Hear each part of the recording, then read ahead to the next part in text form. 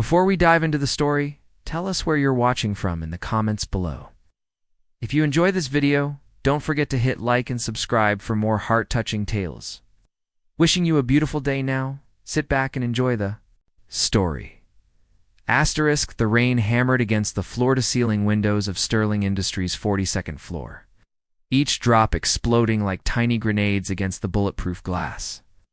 James Sterling stood with his back to his mahogany desk, watching. Lightning fractured the New York skyline while his daughter's laughter echoed from the adjoining playroom. At 8 years old, Emma possessed the kind of infectious joy that could make hardened board members smile during hostile takeovers. "Daddy, look what I made." Emma burst through the connecting door, her golden curls bouncing as she held up a crayon drawing of two stick figures holding hands beneath a rainbow. The taller figure wore a crooked tie, the smaller one a dress that looked more like a triangle with legs. James turned from the window, his expression softening in a way reserved only for her. "It's beautiful, Princess. Is that us?" "It's us. When Mommy comes back," Emma said matter-of-factly, as if discussing the weather. "She's just visiting the angels for a while, right?" The words hit James like a physical blow. 3 years had passed since cancer stole his wife, yet Emma still spoke of Sarah as if death were merely an extended vacation.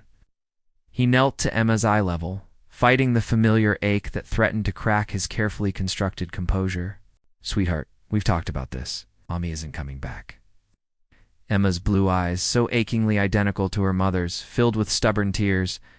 "But you said if we're really, really good, sometimes miracles happen."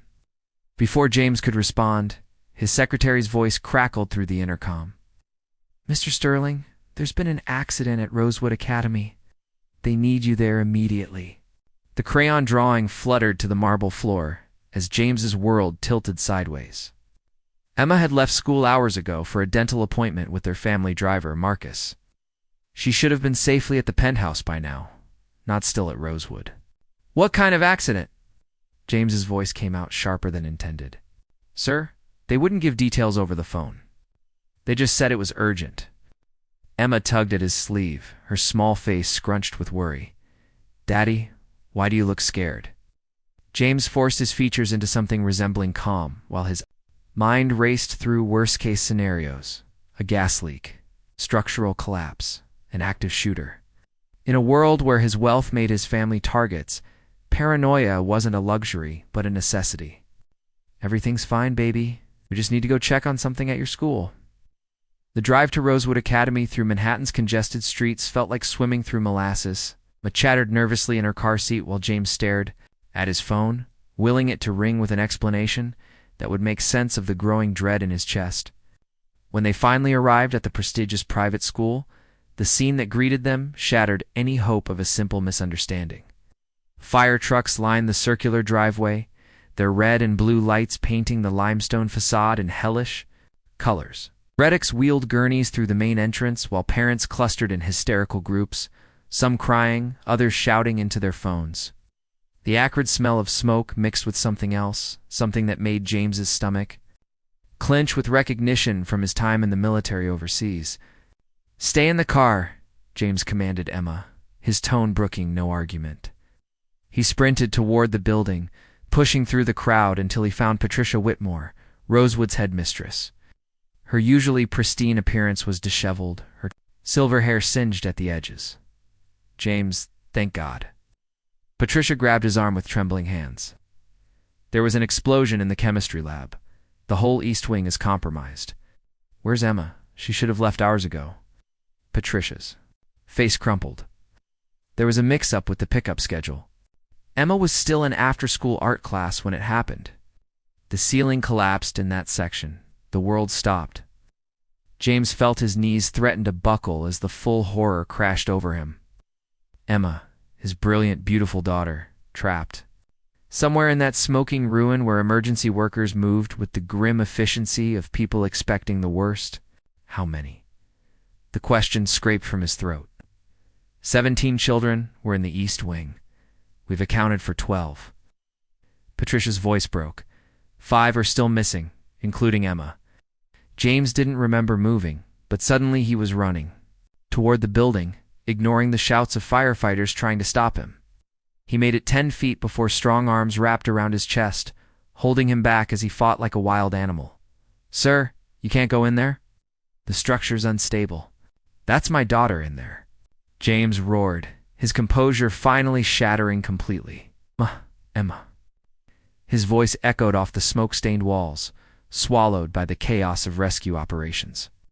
Somewhere in that devastation lay his reason for living, possibly broken, possibly dying, possibly already gone. And for the second time in 3 years, James Sterling discovered that all his money, all his power, all his influence meant nothing when fate decided to play its cruelest hand. A new voice cut through the noise, calm and oddly melodic, despite the surrounding mayhem. "Mr. Sterling?" James turned, his vision blurred by smoke and unshed tears, to see a woman approaching through the haze. She was tall and ethereally beautiful, with silver-white hair that seemed to catch light that wasn't there, and the most unusual violet eyes he'd ever seen. Despite the chaos around them, she moved with fluid grace, untouched by the panic affecting everyone else. "I'm Dr. Helena Voss," she said, and something in her voice made the screaming in James's head quiet to a whisper. "I specialize in emergency pediatric care, and I believe I can help find your daughter." James stared at her, noting details his panicked mind shouldn't have been able to process. The way her skin seemed to have a subtle luminescence, the way her presence made the smoke-filled air feel cleaner, calmer, the way she looked at him with compassion so deep it felt almost otherworldly. "How?" he whispered. Helena's violet eyes held secrets that seemed to span centuries. "Trust me." Helena moved toward the smoldering building with purpose that defied logic, her white coat somehow remaining pristine despite the ash-heavy air. James followed, drawn by something beyond desperation, something that whispered of impossible hope. The firefighters who had been restraining him moments earlier now stepped aside without protest. As if her presence commanded authority they couldn't explain. "The structural damage is concentrated here," Helena said, placing her palm against a section of blackened wall where her skin touched stone. James could have sworn he saw a faint golden glow, but the smoke made everything seem surreal. "5 children, you said? They're alive? How can you possibly know that?" James's voice cracked with exhaustion and fraying sanity. Helena turned those extraordinary violet eyes on him, and for a heartbeat, James felt something shift in his chest. Recognition, longing, as if he'd been searching for this woman his entire part, life without knowing it. "Because death has a different resonance," she said simply. "And I don't hear it here." She closed her eyes, her silver hair stirring in a wind that touched no one else. When she opened them again, there was certainty written across her luminous features. "Northeast corner, sub-basement level. They're trapped, but unharmed." Helena looked directly at the fire chief. "You'll need to approach from the service tunnel beneath the gymnasium. The main supports are compromised, but that passage will hold." The fire chief, a grizzled veteran named Murphy, who'd seen everything in 30 years of rescue work, stared at Helena with obvious skepticism.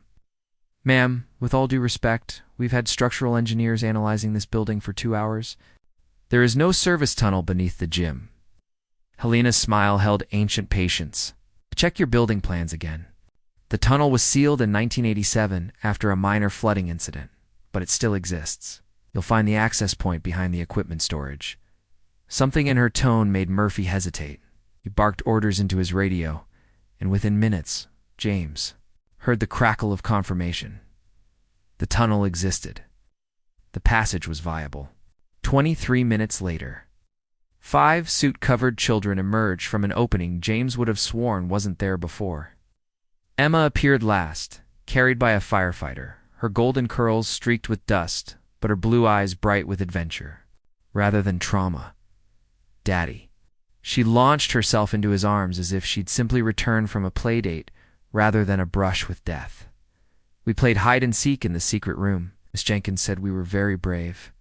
James held his daughter so tightly she squirmed in protest, his whole body shaking with relief, so intense it felt like drowning in reverse. Over Emma's head, he watched Helena speaking quietly with the other parents, her presence somehow making their hysteria transform into grateful calm. "How did you know?" he asked when she approached them later after the reporters had been satisfied and the last ambulance had pulled away. Emma had fallen asleep against his shoulder, exhausted by her adventure. Helena's expression grew guarded, the open warmth from earlier replaced by something more cautious. Lucky guess. That wasn't a guess. James shifted Emma's weight, studying Helena's face in the harsh glare of the emergency lights. I built a fortune on reading people, Dr. Voss. You knew exactly where those children were. You knew they were alive when experienced rescue workers thought they were dead. You knew about a tunnel that wasn't supposed to exist. Sometimes intuition can seem like magic to those who don't understand it. And sometimes magic tries to disguise itself as intuition. James stepped closer, lowering his voice so only she could hear. My daughter is safe because of you. I don't care if you're psychic or an angel or something else entirely. I owe you everything. Helena's carefully composed expression flickered, revealing something vulnerable underneath. You don't owe me anything, Mr. Sterling. This is what I do. Save people's children from impossible situations. Predict structural details that don't exist on official plans. Make hardened firefighters follow your instructions without question. James's voice held wonder rather than accusation. What are you really, Helena? The use of her first name made something shift in her posture, as if walls she'd carefully constructed were suddenly less stable. When she looked at him again, James saw longing there mixed with fear and something that looked almost like grief. I'm someone who's been alone for a very long time, she said quietly. Someone who shouldn't be having this conversation with you. Why not? Because I'm not what I appear to be. Because getting close to me has consequences you can't imagine. Because every person I've ever cared about has been hurt by what I am. Emma stirred in James's arms, mumbling something about rainbows and angels in her sleep. Helena's expression softened as she watched the little girl, her luminous features becoming almost achingly tender. She's beautiful, Helena whispered. She looks like her mother. James went very still. I never mentioned my wife. Helena's face went pale, her ethereal composure cracking to reveal stark panic underneath. I should go. The emergency response is finished, and I have other responsibilities. Wait. James caught her wrist as she turned to leave, and the contact sent electricity racing up his arm. Where his skin touched hers, he felt warmth that had nothing to do with temperature. As if starlight lived just beneath her surface. Have dinner? With me tomorrow night, please, Mr. Sterling James? And this isn't about gratitude, though I'll be grateful to you for the rest of my life. This is about the fact that I haven't felt anything real since my wife died, and you just changed that in the span of an hour. Helena stared down at their joined hands, her breathing unsteady. You don't understand what you're asking. Then, explain it to me. Over dinner, in a public restaurant with terrible lighting and overpriced wine. Nothing magical or mysterious, just two people sharing a meal. She was quiet for so long James began to think she'd refuse. When she finally looked up, her violet eyes held the weight of decisions that felt larger than one simple dinner invitation. The Meridian. 8 o'clock. But James, she paused, his name on her lips sounding like both a prayer and a warning. When you learn the truth about me, remember that I tried to walk away. She pulled her hand free and disappeared into the crowd. Before James could respond, leaving him standing in the emergency lights with his sleeping daughter and the unsettling certainty that his life had just been irrevocably altered by a woman who claimed to be something other than human. Thought abandoned him. She wore a simple black dress that somehow made her luminous skin seem to glow from within. Her silver hair was pulled back, revealing the elegant line of her neck. And those impossible violet eyes swept the room with a wariness that suggested she was constantly assessing threats. She moved like liquid mercury, graceful and untouchable. And James felt his chest tighten with an attraction so powerful it almost hurt. I wasn't sure you'd come, he said as she slid into the seat across from him. Neither was I. Helena's smile was brittle, nervous. I've spent the last 24 hours convincing myself this was a mistake. And yet here you are. Yes, here I am. She lifted her wine glass but didn't drink, instead turning it slowly between her fingers. How is Emma? No lasting effects from yesterday. She thinks it was the best adventure she's ever had. She's been drawing pictures of her secret hideout. all morning and asking when she can go back to explore the hidden tunnels? James leaned forward, his voice dropping. Tunnels that officially don't exist, according to the city planning office. Helena's grip tightened on her wine glass. Children have vivid imaginations. So do structural engineers, apparently. The ones who mapped that tunnel this morning found construction techniques that predate the school by at least 50 years. Stonework that doesn't match any building methods used in Manhattan. Symbols carved into the walls that the Historical Society can't identify. James, and that's not even the strangest part. He pulled out his phone, showing her a photograph. The firefighters took thermal readings of the collapsed area. Look at this.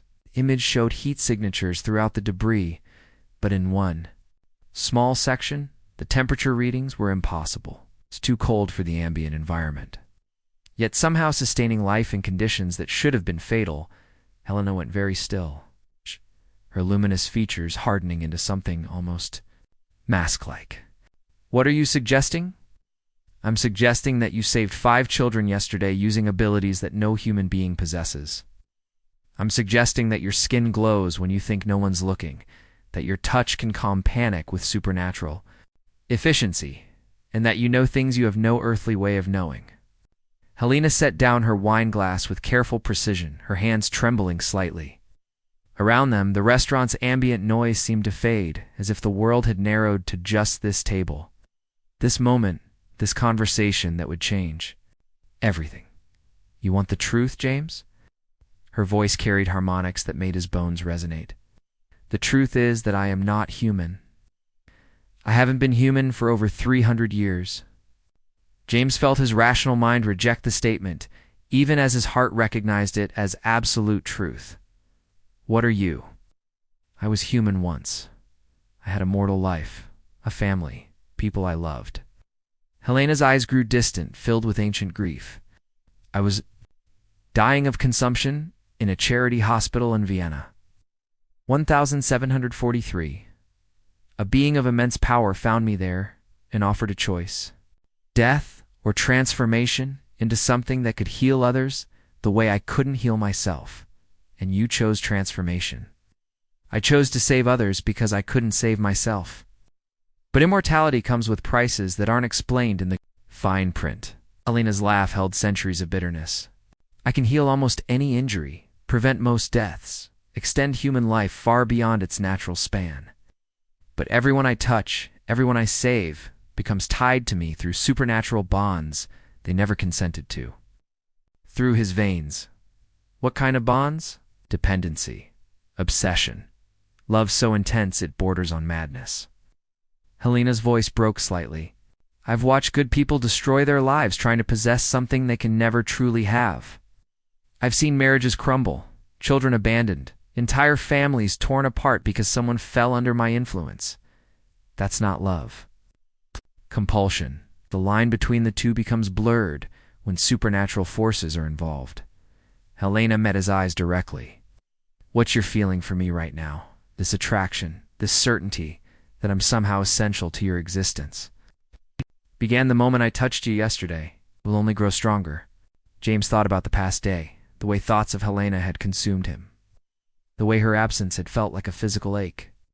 But underneath the supernatural pull, he recognized something else, something that had nothing to do with magic, and everything to do with the woman sitting across from him, vulnerable and afraid and heartbreakingly alone.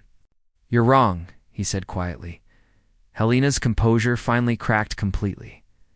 James, I've had this conversation before. The kings and commoners, soldiers and scholars, saints and sinners, they all believed their feelings were genuine.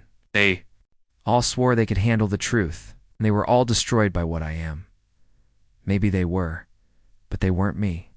You think you're different? You think your wealth or power makes you immune to supernatural influence? No. James reached. Across the table, covering her hand with his, the contact sent that familiar warmth racing through him. But it was accompanied by something else now. Understanding. Recognition of the terrible loneliness she carried. I think you're the one who's wrong about what you are. Lena tried to pull her hand away, but he held firm. You saved my daughter yesterday. Not because you had to, not because of some supernatural compulsion, but because you chose to. You've spent 3 centuries healing people who can never truly understand or appreciate the sacrifice you're making. You've isolated yourself from human connection to protect others from your influence. James's voice grew fierce with conviction. That's not the behavior of a monster, Helena. That's the behavior of a saint. Tears gathered in her violet eyes, the first real emotion she'd allowed herself to show. You don't know what I've done. The people I've failed to save. The lives I've ruined just by existing. I know you could have walked away yesterday. I know. You risked exposure to save children who meant nothing to you. I know you're sitting here warning me away, even though it's obviously tearing you apart. Lady James lifted her hand, pressing a gentle kiss to her knuckles. Whatever else you are, whatever powers you possess, you're also the most selfless person I've ever met. Helena stared at him in wonder, as if no one had ever seen her clearly before. But then her expression shifted, hardening with new resolve. There's something else you need to know. The reason I can't let myself care about you or Emma. James felt dread pool in his stomach. What? Helena's voice dropped to a whisper that somehow carried more weight than a shout. Being hunted, James, by things that make my supernatural nature look mundane by comparison. And anyone close to me becomes a target. Before James could respond, the restaurant's lights flickered. Every conversation died simultaneously as an unnatural chill swept through the room.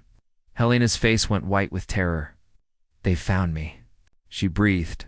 Oh God, they found me, and I've brought them straight to you. The temperature in the restaurant plummeted 20 degrees in seconds. Frost began forming on wine glasses, while the elegant chandelier swayed without any visible cause. Helena shot to her feet, her luminous skin now blazing with golden light. That made the other diners shield their eyes. We have to go now. She grabbed James's hand, and the contact sent power surging through him. Strength, speed, awareness beyond human limits. Where's Emma? Safe. My penthouse. I have security. Your security won't matter against what's coming. Helena's voice carried harmonics of pure terror. They're called the Collectors. They hunt beings like me, but they'll destroy anyone in their path. James felt the supernatural enhancement Helena had given him, sharpening his senses to impossible clarity. He could hear heartbeats throughout the restaurant, smell fierce sweat on the air, see details in shadow that should have been invisible. Through the floor-to-ceiling windows, he glimpsed shapes moving on the street below. Too tall, too angular. Wrong in ways that made his enhanced perception recoil. What do they want? To drain my immortality and add it to their collection. Helena pulled him toward the kitchen exit as screams erupted from the dining room behind them. 300 years of accumulated power is quite a prize. They burst through the service door into an alley that reeked of garbage and desperation. Helena's enhancement allowed James to see everything with crystalline clarity, the rat scurrying between dumpsters. The homeless man huddled in a doorway, the way shadows seemed to writhe with malevolent life. My car's 2 blocks north, James said, but Helena was already shaking her head. They'll track us through any technology you've touched recently. Phone, credit cards, vehicles registered to your name. Her violet eyes held grim pragmatism. We go on foot. Stay close, and whatever you see, don't look directly at their faces. They ran through Manhattan's labyrinthine side streets, Lena's power keeping James moving at inhuman speed despite his expensive suit and leather shoes. Behind them, the sounds of chaos grew louder. Car alarms, screaming, the deep, resonant sound of something vast and hungry moving through the city. The penthouse, James gasped as they took shelter behind a construction site. I have to get to Emma. That's exactly what they want you to do. Helena's luminous features were tight with anguish. They'll use your daughter as bait, force me to surrender myself to save her, then we'll find another way. Helena turned to him with an expression of heartbreaking tenderness. James, there is no other way. This is why I tried to warn you away. Everyone I care about becomes a weapon they can use against me. James felt his enhanced senses picking up movement in the shadows around them. Not human movement, something that flowed like liquid darkness, hunting by scent and supernatural signature rather than sight. How many people have you saved in 3 centuries? He asked quietly. Thousands. How many children have grown up healthy because of your intervention? How many families stayed whole because you were there when medical science failed? James, this isn't the time for... It's exactly the time. He cupped her face in his hands, forcing her to meet his eyes. You've spent 300 years believing you're a curse. But from where I'm standing, you look like salvation itself. Helena's composure finally shattered completely.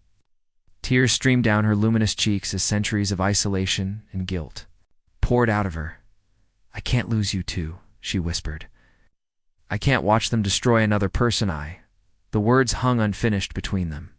But James heard what she couldn't say, love, despite her supernatural nature, despite the dangers surrounding them, despite 300 years of careful emotional distance, she loved him. You won't, he said fiercely. We'll figure this out. Together, Helena kissed him then, desperate and hungry and heartbroken all at once. Her lips carried the taste of starlight and sorrow, and James felt their supernatural connection deepen into something that transcended physical attraction or magical compulsion. This was choice. This was real love, forged in crisis and tempered by truth. When they broke apart, Helena's expression had shifted. There was decision there now, terrible and final. There is one way to end this, she said. One way to keep Emma safe and stop the collectors from using your love against me. James felt cold understanding crawl up his spine. No. If I surrender myself willingly, they'll leave you alone. The hunt will be over. Absolutely not. James, listen to me. Helena's voice carried 3 centuries of hard-won wisdom. They can't be fought. They can't be reasoned with. The only thing they understand is acquisition. Give them what they want, and they'll have no reason to harm anyone else. You'll be dead. Or worse than dead. Helena's smile held infinite sadness. I've been alone for 300 years. 3 days of real love is more than I ever expected to have, before James could stop her. Helena pressed her palm against his chest and whispered words in a language that predated human civilization. Golden light flowed between them, and James felt his enhanced abilities crystallize into something permanent. Strength that would last. Speed that would endure. Awareness that would protect him and Emma for the rest of their natural lives. That's my gift to you, she said, stepping back, my power freely given. Use it to protect your daughter. Live a full life. Find love again when you're ready. Helena, don't you dare. She was already moving, her luminous form blazing like a star as she stepped out of the shadows and into the open street. James lunged after her, but the enhancement she'd given him came with supernatural awareness of threat. He could sense the collectors converging from all directions, could feel the alien hunger radiating from them like heat from a furnace. Following Helena now would mean certain death and would accomplish nothing except ensuring Emma grew up orphaned. I love you, Helena called back, her voice carrying impossible distances through the urban canyon. Remember that when you're tempted to blame yourself for this. James watched in helpless fury as shapes materialized around Helena. Tall, angular figures that seemed to absorb light rather than reflect it. Their faces were voids in reality. Hungry emptiness that made his enhanced vision blur and rebel. Helena's golden radiance blazed brighter as they closed in, her power building to levels that made the air itself sing with tension. Then, just as the collectors reached for her, Helena's expression changed. Surprise, confusion, hope. That's impossible, she breathed, her voice carrying despite the distance. You're supposed to be the explosion of light that followed temporarily. Blinded even James's enhanced vision. When his sight cleared, Helena was gone. The collectors were gone. The street was empty except for the lingering scent of ozone in the deep. Resonant sound of something vast and ancient laughing in the distance. James stood alone in the shadows, Helena's gift burning in his veins like molten gold, knowing that the woman he loved had just sacrificed herself to save his daughter, and knowing that somehow, impossibly, she had seemed shocked by something in her final moments, as if the outcome she'd expected hadn't been the one she'd received. His phone buzzed with a text from an unknown number. She's not dead, Mr. Sterling. But if you ever want to see her again, you'll need to trust someone you have every reason to hate. James stared at the cryptic text message for 3 seconds before his enhanced senses detected movement in the alley behind him. He spun, power flowing through his muscles with liquid precision, to find a figure emerging from shadows that seemed to part like curtains. The man was tall and elegant, sharp features and silver hair that caught moonlight despite the urban gloom. His suit was impeccably tailored, his movements fluid with predatory grace. And when he smiled, James glimpsed fangs that gleamed like polished ivory. "Mr. Sterling, we meet at last." The stranger's voice carried an accent that seemed to shift. Between centuries, sometimes British, sometimes European, sometimes something older still. "I am Victor Dracul. And before you say anything, yes, the rumors about my family are largely accurate." James felt Helena's gift surging through him, every instinct screaming danger. This being radiated power that made the collectors seem mundane.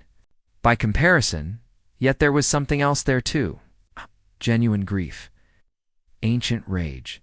And underneath it all, love so profound, it had survived centuries of transformation. "You sent the message?" "I did, though I suspect you won't appreciate my methods once you learn the truth." Victor stepped fully into view, his pale features sharp. With bitter amusement, "Helena was my wife, Mr. Sterling. Long before she became whatever the legends have made of her. Long before she was transformed into a healer and I into something considerably less noble." The words hit James like a physical blow. "Your wife. Vienna, 1743. I was mortal then, a physician trying to save lives in a plague-ravaged city. Helena was dying of consumption in the charity hospital where I worked. We'd been married barely 2 years. Victor's expression grew distant. The being offered her transformation. I begged them to take me instead. They refused, said her soul was suited for healing, while mine was destined for darker purposes. So you became a vampire." "I became whatever was necessary to follow her through the centuries, to protect her from a distance, to love her in whatever way I could manage with a heart that no longer beats." Victor's smile was razor-sharp and heartbroken. "Do you know what 300 years of watching the woman you love from the shadows does to a soul, Mr. Sterling? Even a damned one?" James felt understanding begin to dawn, terrible and inevitable. The collectors. You've been fighting them. For 3 centuries, I've hunted the things that hunt her. I've eliminated threats before they could manifest. I've manipulated events to keep her safe while maintaining the fiction that we're strangers. Victor's voice grew soft with ancient pain. Until tonight, when she finally met someone worth revealing herself to, and my carefully constructed protection. Network failed. Where is she? In their realm. Dimension that exists between life and death, where they process the immortal essences they collect. Victor pulled out an ornate pocket watch, its surface etched with symbols that hurt to look at directly. We have perhaps 6 hours before her transformation becomes irreversible. James felt Helena's power burning through him, lending clarity to thoughts that might otherwise be overwhelmed by the impossibility of the situation. "What do you want from me? Your help? Your love for her gives you a connection I lost long ago. And the enhancement she gave you includes protections against supernatural influence that even I cannot breach." Victor's expression grew fierce. "Alone I cannot penetrate their realm. But together with your mortal will anchoring my immortal power, we might have a chance. And if we succeed, if we save her, what then?" Victor was quiet for a long moment, his ancient features shadowed with resignation. "Then I disappear from her life forever. Allow her to believe I've finally found peace. Let her have the mortal happiness she's been denied for 3 centuries. The sacrifice implicit in those words staggered James. 300 years of love, protection, and devotion willingly abandoned so Helena could have a normal life with someone else. "She loved you once," James said quietly. "She loved the mortal man I used to be. What I am now would only bring her pain." Victor met James's eyes directly. "Will you help me save the woman we both love, knowing that success means she'll be yours?" Alone, James thought of Emma, safe in their penthouse, protected by Helena's final gift. He thought of Helena herself, brilliant and selfless, and more beautiful than starlight. He thought of the choice she'd made, sacrificing herself to protect the people she cared about. Yes, Victor's smile held centuries of gratitude. Then we begin. The journey to the collector's realm required blood magic that made James's enhanced senses revolt. But Victor's power carved a pathway through dimensions that shouldn't exist. They emerged in a crystalline cathedral where stolen immortalities hung like trapped stars, each one representing a life drained of its supernatural essence. Helena floated at the center of it all, her luminous form dimmed to barely a whisper of golden light.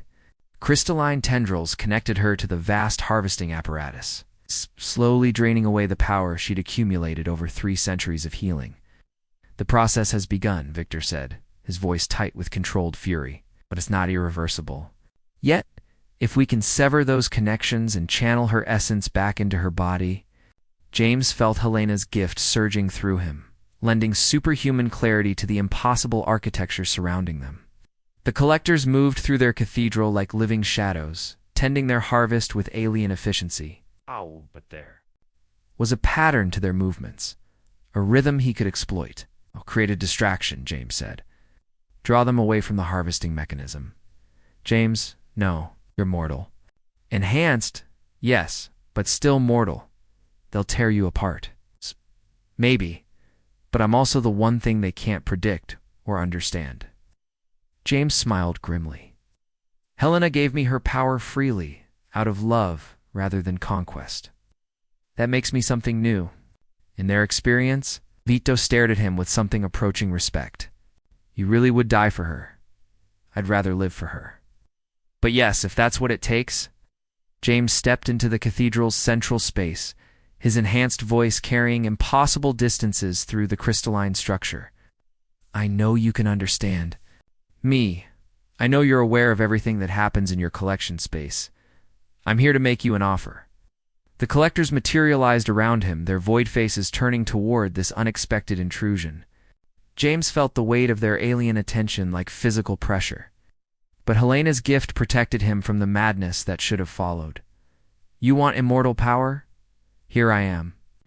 3 centuries of enhancement freely given by one of your prizes. Take it. Let Helena go and drain me instead." The lead collector spoke in harmonics that bypassed human language entirely, communicating directly with the enhanced awareness Helena had gifted him. "The mortal offers himself. Interesting. But his enhancement is borrowed power, not native.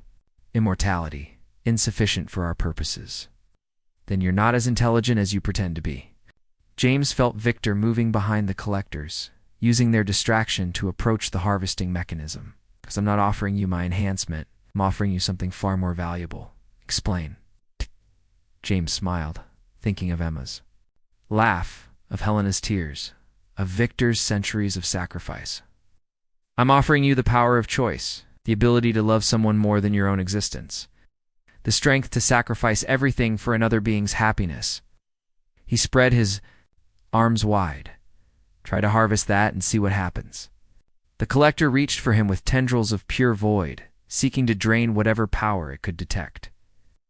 But when the darkness touched James's skin, something extraordinary happened. Helena's gift didn't flow out of him. Instead, it blazed. Brighter, fed by the very human emotions the collectors couldn't understand or process: love, hope, selfless devotion. The willingness to die for something greater than oneself. The collector recoiled as if burned, its void face flickering with confusion. Around the cathedral, other collectors began to converge, their alien intelligence struggling to categorize this new phenomenon. And in that moment of distraction, Victor struck. His vampiric power tore through the crystalline tendrils, draining Helena's essence. His centuries of accumulated rage finally finding a worthy target.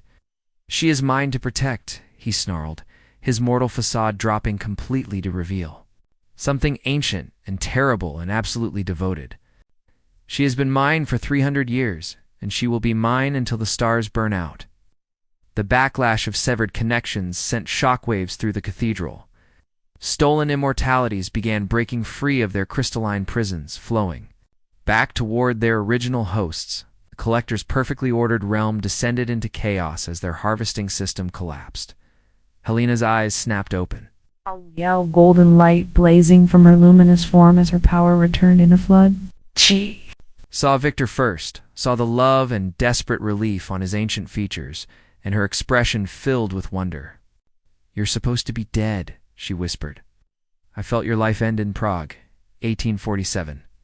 I let you believe that, let you think I'd found peace, so you could stop carrying guilt for my transformation. Victor's voice broke slightly. But I could never leave you unprotected, beloved. Never stop loving you, even from the shadows. Helena turned then and saw James, saw the way Helena's gift blazed in his mortal frame. Enhanced by emotions the collectors couldn't comprehend or contain. Understanding dawned across her features, along with something that looked like impossible hope. You came for me, both of you. Always, Victor and James said simultaneously, their voices creating harmonies that made the crystalline cathedral ring like a bell. Helena floated down between them, her restored power making the air itself sing. With golden light, she looked at Victor with 3 centuries of love and gratitude. Then at James with the fierce affection of someone who'd found unexpected salvation. I can't choose between you, she said quietly. I won't choose between the man who loved me into immortality and the man who loved me back to life. Victor started to protest, to insist on his planned sacrifice, but Helena silenced him with a, "Look, that could have melted glaciers."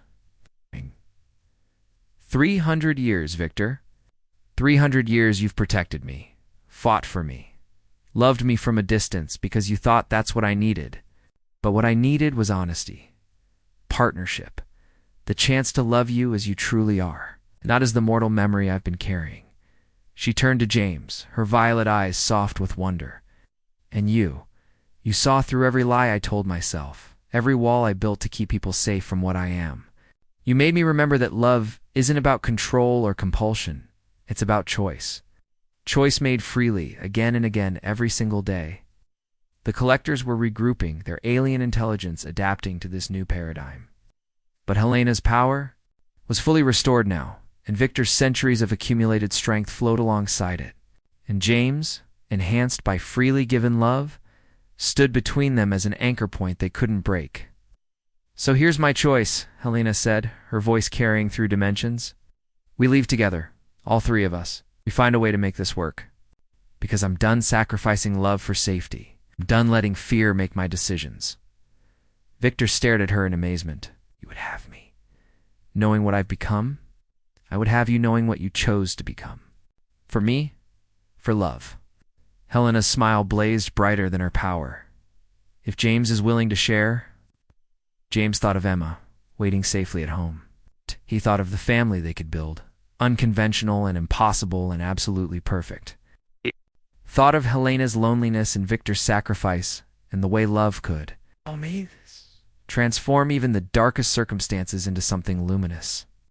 I'm willing, he said simply, and as the collector's realm collapsed around them, as Victor's magic tore open pathways back to their own dimension. As Helena's power shielded them all from the backlash of supernatural forces beyond comprehension, and James Sterling discovered that some miracles were worth believing in, they emerged in the alley where this had all begun, were beings bound by love that transcended mortality, immortality, and every limitation the universe tried to impose. The city around them hummed with ordinary human life, unaware that salvation had just taken on a new and extraordinary form. What happens now, James? Asked. Helena looked between her vampire husband and her mortal love, her luminous features radiant with possibility. Now we go home. We figure out how to be a family. We love each other fiercely enough to make the impossible work. And Emma? Victor asked quietly. Yes, to more people who will protect her with their lives, James said firmly. It's a healer. Who can keep her safe, and a guardian who's spent centuries perfecting the art of watching over the people he loves. Victor's ancient features softened with gratitude and wonder. I would be honored, as they walked through Manhattan's sleeping streets toward home. Toward Emma. Toward a future none of them could have imagined. Helena took both their hands in hers. The contact sent warmth flowing between them, a connection deeper than blood or magic or any supernatural bond. 300 years, she said wonderfully. 300 years of believing love meant loss. It took both of you to show. Me? I was wrong. James squeezed her hand, feeling Victor's steady presence on her other side. Knowing that Emma was waiting safely at home for the strangest and most wonderful family reunion in history. Some love stories He reflected, were worth waiting centuries. For the end asterisk, like this video, if the story touched your heart. Subscribe for more emotional tales, and share with someone who believes in the power of true love. And let us know in the comments. We love connecting with our global community of romance lovers.